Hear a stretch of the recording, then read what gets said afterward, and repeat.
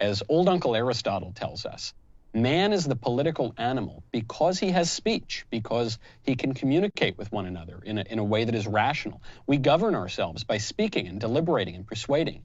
And when we speak to one another, we come to some sort of agreement on how we're going to live together in a society. So if you can control the speech of a country, whether it's through overt censorship like you're seeing from big tech, or whether it's through the sort of soft censorship, the pre-censorship of political correctness, either way, you are really exerting control over the entire political order. And that's what the left has done to great effect over the last several decades.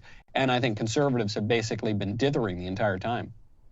Okay, let's talk about that. I want to start with language, because just at the fundamental level, we know speech is a defining characteristic, what it means to be human, of communicating, the written word, of course, too.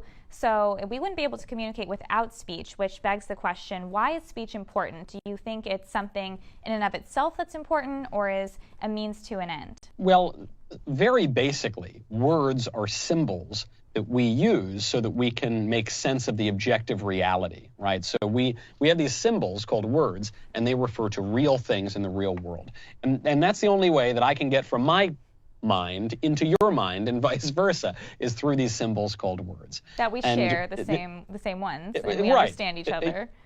You know, at a very basic level, if you can't have a country if you don't all speak the same language. You might not have the same race or beliefs or geography, but you at least need to speak the same language.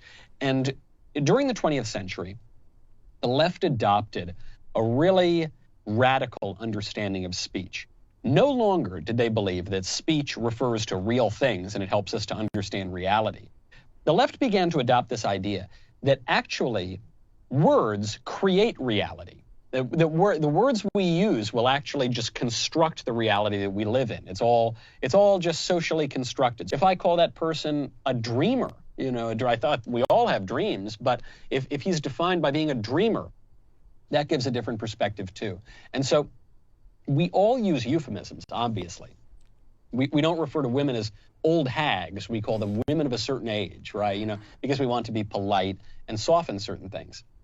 The left goes further, though. The left will use euphemisms to invert reality. So there's a new phrase that's very popular in academic and legal circles. They'll refer to criminals, I kid you not, as justice-involved people. You say that, well, that's actually the opposite of what a criminal is, right? They're actually involved in injustice. But this is the way that they manipulate language. And conservatives have totally missed the boat on what that is. You know, we've kind of made jokes about this language, but frankly, the manipulation of language, I think, has totally upended our culture. Right. They're using these words to control our minds, just like your subtitle is saying.